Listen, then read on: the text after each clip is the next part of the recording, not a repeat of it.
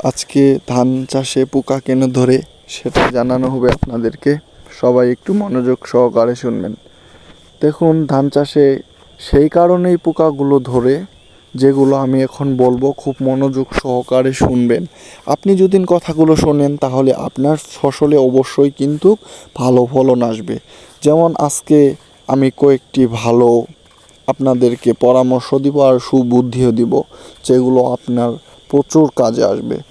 So আপনি এখানে দেখতে পাচ্ছেন কয়েকটি জিনিস লক্ষ্য করুন, যে এই যে একটি ছোট বাঁশের যে লাস্ট মাথাটা যেটা বলে আর কি, এটাকে আগাল বলে আমাদের ভাষায় আর কি, সেটা যে দিছে তার আশেপাশে দেখুন প্রচুর ধানে পোকা ধরে আগালটি খেয়ে নিয়েছে, মাথাটি খেয়ে নিয়েছে। আসলে এরকমভাবে যদি খেয়ে নেয় তাহলে তো একটু কৃষকের প্রচুর পরিমাণে লস হয়। দেখুন, আমি বারবার দেখাচ্ছি, আগা কিন্তু খেয়ে নিয়েছে পোকা। আপনার ফসলে পোকা যদি ধরে তাহলে কিন্তু আপনার জন্য প্রচুর ক্ষতিকারক।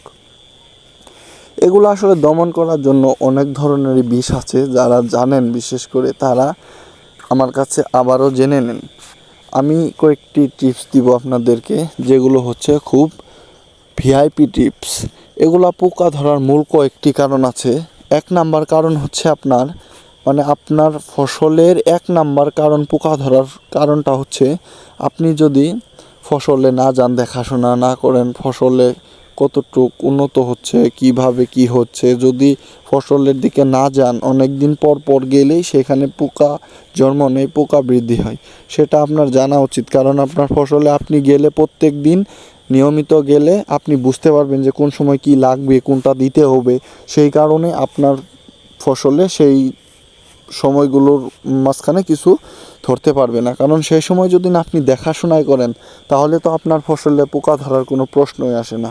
আপনি যদি সময় মতো আপনার ফসল দেখাশোনা করেন, পানি দেন, বীজ দেন, সার দেন, যা যা লাগে, এ টু জেড, সব কিছু আপনি যদি সময় মতো দেন, দেখাশোনা করেন, তাহলে কি পোকা ধারের কাছে আসতে পারবে?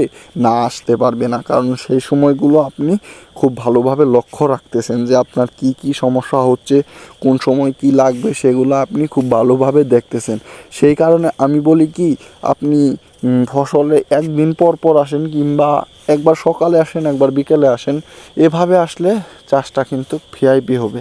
কারণ এই কারণে ভিআইপি হবে, একটা জিনিসের বেশি যত্ন নিলে সেটা ফুটবেও বেশি, অনেক সুন্দরও হবে, সেটার ফলন ভালো হবে, দানাগুলো অনেক স্পষ্ট হবে, ধানের এত সুন্দর ফলন আসবে। আপনি একবার ট্রাই করুন, আমাদের টিপসগুলো একবার ব্যবহার করুন, যে সঠিক সময়ে যান, কোন সময় কি লাগে দেখুন।